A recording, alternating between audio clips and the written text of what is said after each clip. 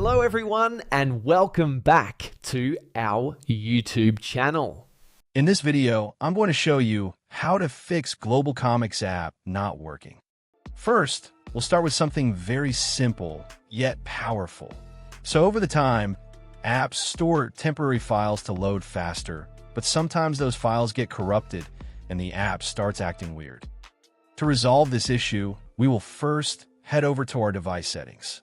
From here, scroll down and tap on General.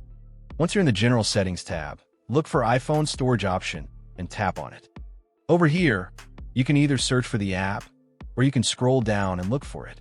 Then tap on the app. On the next screen, you need to tap on the Offload app option. A confirmation pop-up will come up. Now tap on the Offload app option here.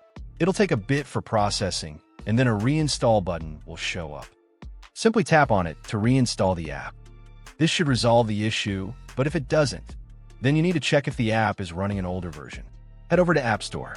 From here, double tap on this search icon in the bottom right corner, and then search for the app.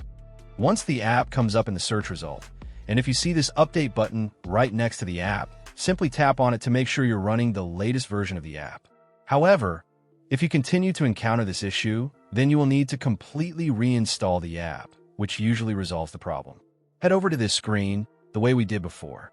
And over here, tap on the Delete App option here to uninstall the app from your device. A confirmation pop-up will come up. Now tap on the Delete option here. Once uninstalled, open up App Store and search for the app in the search bar.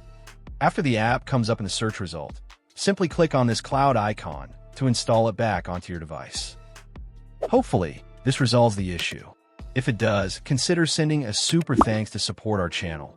And also don't forget to hit the subscribe button. We'll see you in the next video.